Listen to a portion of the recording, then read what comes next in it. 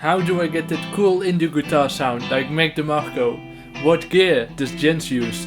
Do I really need to buy expensive equipment to sound indie? Do my parents really love me? All of those 4 questions, except the last one, will be answered in this video. Hello and welcome. I hope you're all in good health. I'm going to talk to you today about indie gear, as you could say. So what gear I use and what a lot of other indie guitarists use. I will also talk about what guitar you should then buy, and about effect pedals and about amps and how to buy this equipment, and also talk about other ways to get the sound of indie artists without buying certain equipment or having certain equipment. It will be a long video. I'll probably add like chapters or skip buttons to certain parts if you're only interested in the amps or only interested in the effect pedals. However, I do recommend you to watch the full thing through, because it all ties together in a certain way. Every information is important for the next bit of information. But it will be an exciting video. I will cover a lot of things that you asked me as well. There is a link to my Amazon shop in the description. Some of the items I'm talking about are over there. The other ones I will just mention in the video. Also, I'm close to 80,000 subscribers, which is out of this world. My main goal is to blow up and get 100,000 subscribers. That would really mean the world to me if you could subscribe. Even if this is the first time watching me, it would really mean a lot.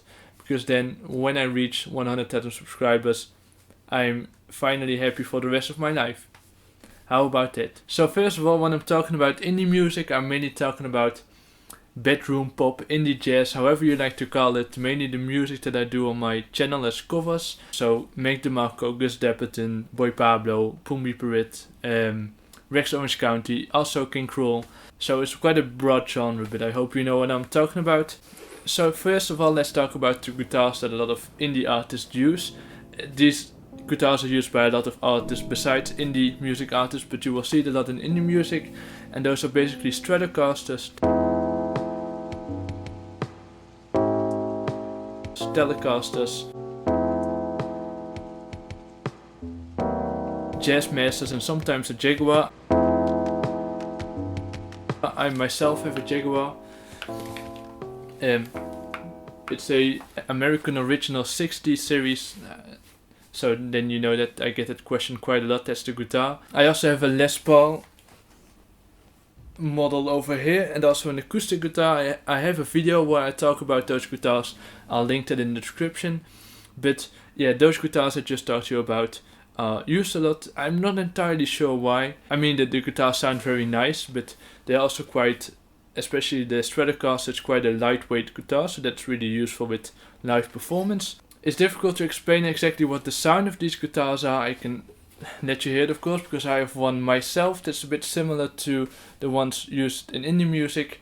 I first wanted to buy a Stratocaster myself, but I ended up with buying a Jaguar because I think I really like the variety of the Jaguar a lot more than the Stratocaster. It's all, of course, personal taste, but the Stratocasters have quite a punchy sound, I think, quite bright, which is great, and the Jaguar can have that as well.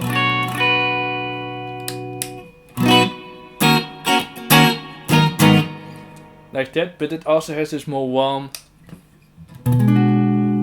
jazzy sound to it, which I really enjoy. This, in my opinion, it has just a lot more options to vary with your sound. However, if you happen to want to buy a Jazzmaster or a Jaguar guitar, it's important to note that the bridges tend to be messed up in general, sort of. A lot of them are a bit messed up just when you get them or after a few months.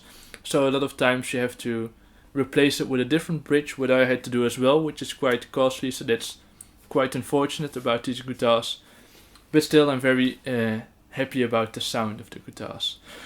Now, a lot of you also ask what guitar to buy. So now you could, of course, buy the guitars I just talked to you about, but what I myself think is really important is to not buy one online. The best way to buy a guitar is go into a music store with a friend that maybe already knows a bit about music. Go to the music store dude or dudette, and say like, hey, I want to buy a guitar and maybe something in the way of this and this, and then he or she will help you. I think that's a much better way than looking at a guitar that an artist is using and buying the exact same thing. So if you happen to already have bought a guitar online and it works out for you, that's totally fine. There's nothing wrong with that. It's just that I think that when you go to a store, you might be very much more sure of your purchase. It might just be a tad bit more expensive, but from my experience, this difference is really small. Some small guitar shops sell their guitars at the same prices as you buy them online, and the amount of service you can get from that is really useful. So especially when you're a beginner guitar, go into a music store, again with a friend that maybe knows a bit about music or not with a friend if you don't have any at all. Then go to the music store, talk with the music store owner about the guitar you want, etc. And then you might get a better choice than buying one online. I also receive a lot of questions about how much the guitar should be. So what's the best price for a guitar?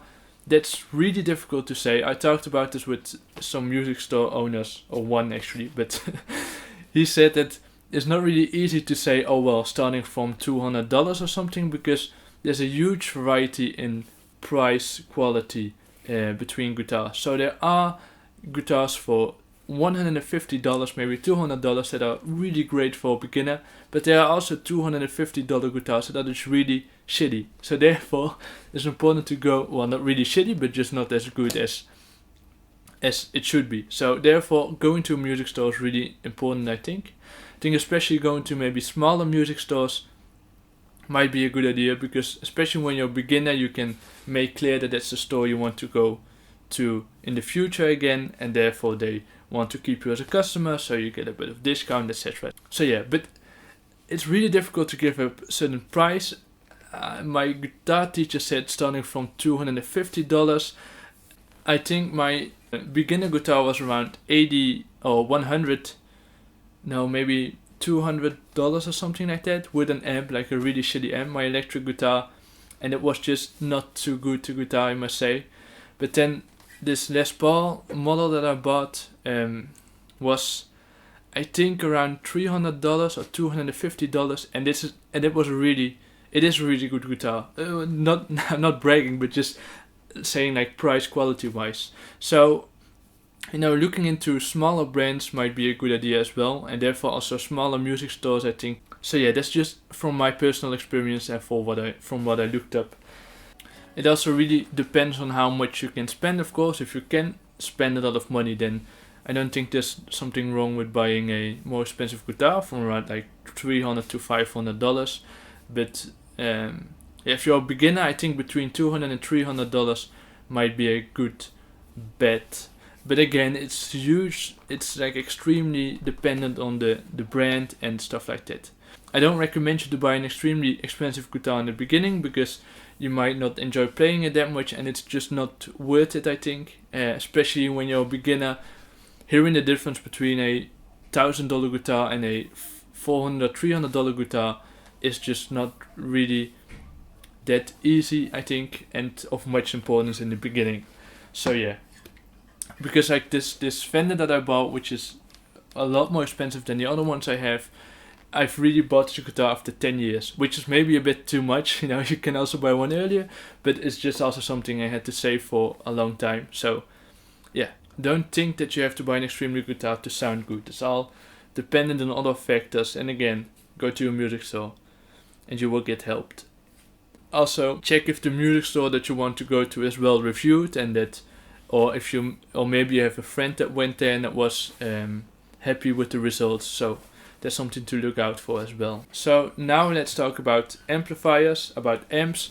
You will see a lot of indie artists use tube amps. If you have no idea what a tube amp is, I will explain that now. You can divide amplifiers in two ways. You could say transistor amps and tube amplifiers, or tube amps. And I myself as well use a tube amp, a tube TUBE amp. And a lot of people think that tube amps sound a bit more warm. They also have to warm up even, so it takes a couple of seconds before you can play one. So when you turn it on, you have to wait 10 seconds and then you can play. I myself as well think it sounds a lot more warmer. Can be a bit more pricey, and it also can be a bit more fragile, I think. than transistor amps. The advantage of transistor amps is that they tend to have a lot more effects on them, which is a little bit less on tube amps, but I don't mind that much. So yeah, but you will see a lot of tube amps used by indie artists like Fender Twin Reverb, amps like that. They are quite expensive. You can get quite good tube amps for quite a reasonable price. I think I had one for around $200 that was very nice sounding. It didn't have that many effects, but it was alright for a beginner. I can really recommend my amp, the Laney VC120 I think it's called. The distortion isn't that intense, but I think the sound is still, I think the sound is really warm and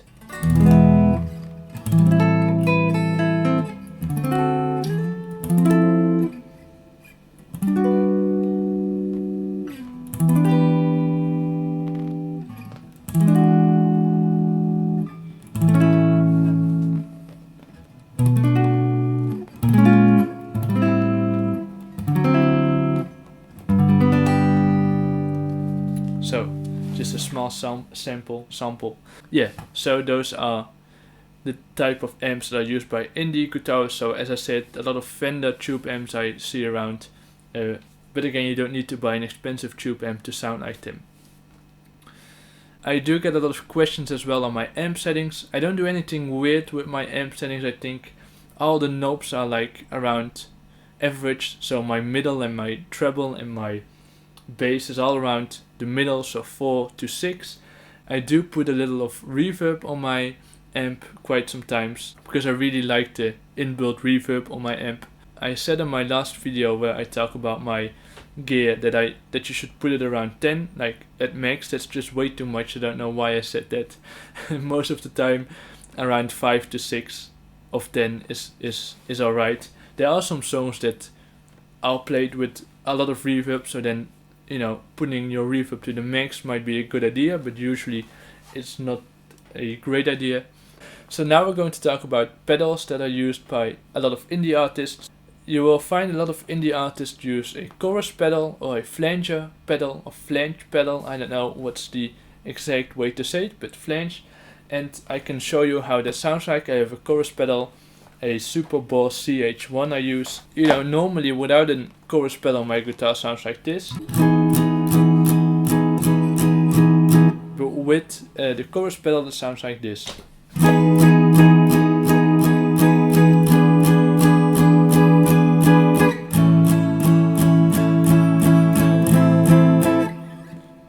You might hear the difference. I can tune up my, it's definitely hearable when I put all the knobs on the chorus pedal all the way up. Then it sounds like this. This is a very intense chorus effect, but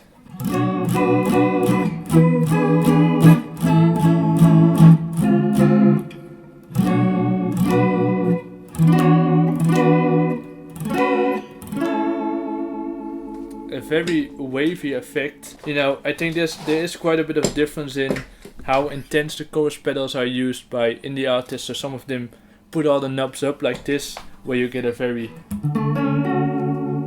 bit of underwater effect, but a lot of them use it a bit more modest like this.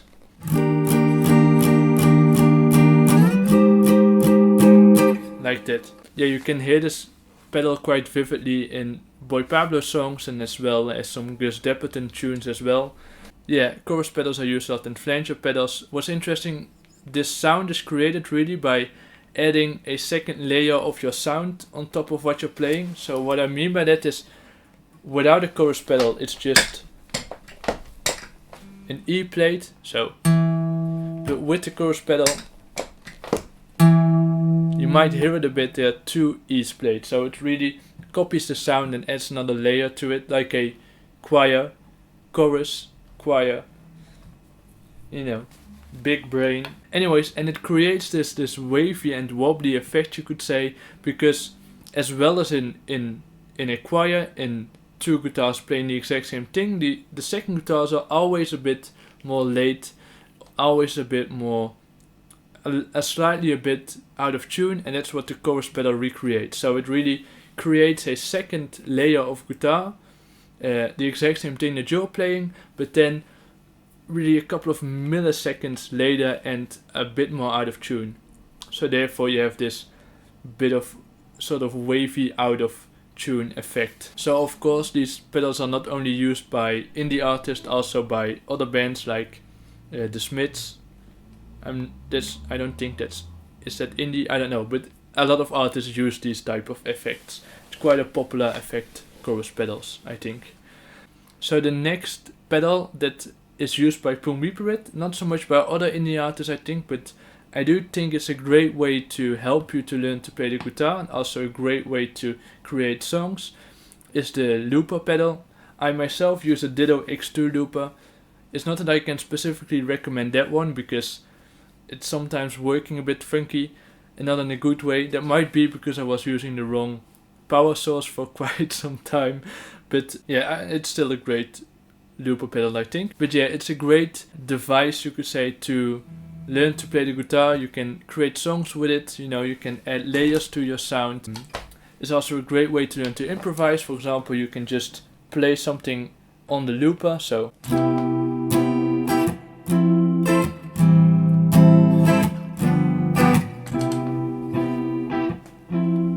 and then you can try to improvise over it, like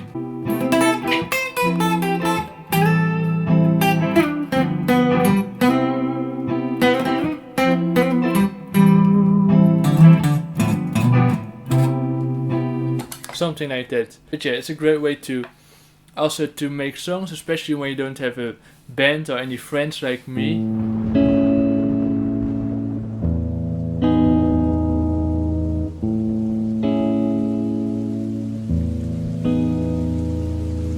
Yeah, then I think buying a looper pedal is a great option. It really is. What's important to look out for when you're buying a looper pedal are two things, I think. One of them is that the amount of time you can loop differs from pedal to pedal, so that's something to look out for, especially when you want to play over a complete song. Then buying a pedal that does around 5 minutes is alright, but you also have looper pedals that only loop for 2 minutes, so that's important to look out for. Some of these pedals even have you store your loop, so that's also a way to make music in some sort of way. It's not the best quality, I think, but it's a way to record your music on your looper pedal and then put it on your computer or microwave or something like that. Anyways, so now comes the most important part of this video, which is also ironic, because I'm now going to tell you that you don't need to buy all of this equipment to sound like an indie guitarist. That's odd, right? I was just saying all those things and now I'm contradicting myself. Well, what I'm trying to say is that you might now have the idea that the indie sound of an artist is created by their gear, which is just a very small part of the story, you could say, because the way an artist plays his or her guitar, the way an artist creates the song, the way an artist uses his right hand, the way an artist, plays chords, the type of voicings that they use, the type of scales that they use, all have an influence on how an artist sounds. Even more, I think, than the gear. So you can sound like Mac DeMarco, like King Krul, like Rex Orange County without their gear. And I will show you an example. I'll give you some examples on typical playing styles that make the artist sound like themselves. I will show you in that way, I hope, that is not so much only dependent on their gear. So now my guitar is just in a very normal setting, no pedals, nothing weird added to it, just my settings on average and stuff like that. So this is the sound, very straight to the point sound, I think. Now I'm going to play something in the style of an artist that I'm not going to say, you may guess, and it's a little bit in the style of their latest albums.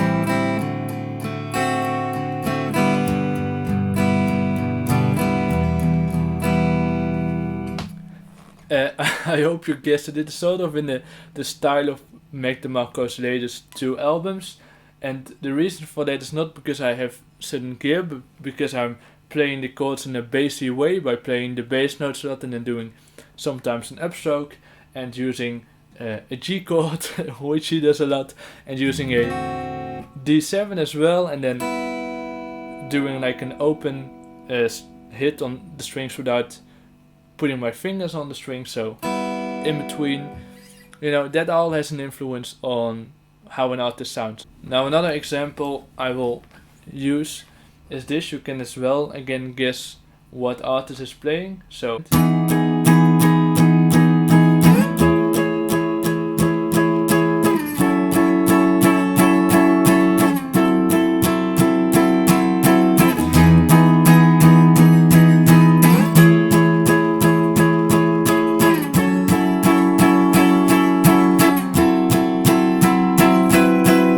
yeah, this one might be a bit more tricky, but it was sort of in the style of Boy Pablo, at least I tried. So, and it sounded a bit like Boy Pablo, I hope that you recognize it now, sort of, is because I was using a lot of downstrokes, quite a staccato way of playing, so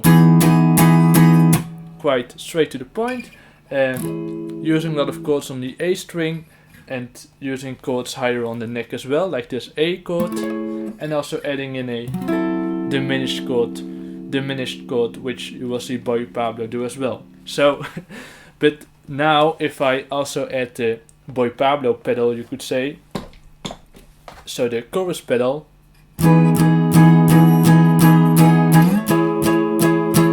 it sounds more something like taken off Roy Pablo. I'm not saying that, I'm not trying to say that, whoa, look at me, I can write a song like Boy Pablo. Definitely not.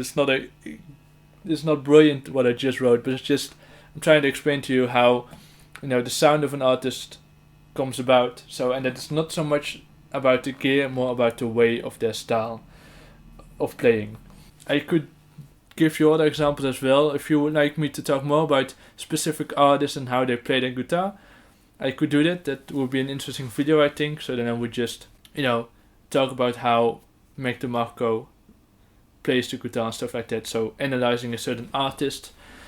Oh hey there, this is Future Jen speaking. I was just editing the video and I noticed that I forgot to mention one very important thing, and that is that the production of a song also has a huge influence on the sound of an artist, especially when it comes to King Krul and Mac DeMarco, because what they tend to do is they tend to record a song just in the same way as you hear them live, but then afterwards they tune the pitch of the song down and also the speed, because when you turn the speed down, the voices also, the pitch also lowers. That's why when people try to imitate slow motion, they talk like this in a very low voice. I'm sorry, that was a bit weird, but I hope you understand my point, and I can show you it as well in music. I don't have to act weird the whole time, because let's say I wrote something like this.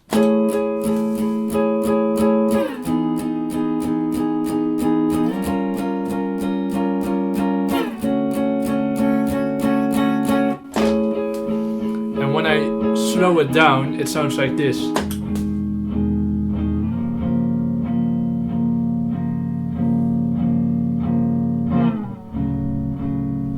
It's heavily slowed down, so it's a bit over the top, but this is something that King Krul does as well. He slows his song down afterwards, and therefore he lowers the pitch in some sort of way, and therefore it sounds a lot darker and a lot more moody, I think. So that's something important to keep in mind as well. So the final very important note that I have is that I really want you to cherish the sound that you already have. That sounds very poetic, but you might now be like, oh no, now I have to buy all this cool equipment to have my own sound, but you definitely don't. What I mean is that the sound that you now have on your guitar, you're really the only one in the whole world with that sound. You might now be like, oh well, but my brother has the same guitar as I do, so that's not true, and the same amp. But it is still true, because the way you play your guitar, the temperature in the room, the strings you use, the type of amp you use, all of that really creates your own significant sound, which is really dope. I think. So you could try to resemble the sound of another artist, which is great. There's nothing wrong with it. I'm the one doing that as well. But it's also really cool to experiment a bit, you know. Try out different pedals, try out a completely different guitar. And you know, or just be happy with what you have now, because that's your own type of sound. Because when you're trying to replicate the exact same sound as other artists, you might do that very well, but then you might not stand out so much. So it's really cool to try something different than a chorus pedal. It's also really cool to try a chorus pedal. There's nothing wrong with both options. I'm just saying that the option of cherishing your sound you have right now and trying out some different new things is also a very good option. I could talk about this for hours, I think, and I'm afraid I have, so I have to find a way to make this video a lot more shorter, but I really hope everything was clear. If you have any questions, leave them in the comments. You can also follow me on Instagram, that would mean a lot to me as well. I want to give a huge thank you to Eric for donating to my PayPal, and also a huge thank you to Caleb Lopez for getting a hold of my merch. It's still up there, very happy you enjoy it. Link is in the description to my Amazon shop, where some of the products I mentioned in this video are in the Amazon shop, and also the link to my merchandise as well. And also a link to my Instagram, because there you can sometimes vote which song I do next. That was really everything I wanted to say, I hope. Otherwise I have to get back again and record the whole thing over again. This was very exciting. But that was everything I wanted to say. Thank you so much for watching, and I really hope to see you the next time.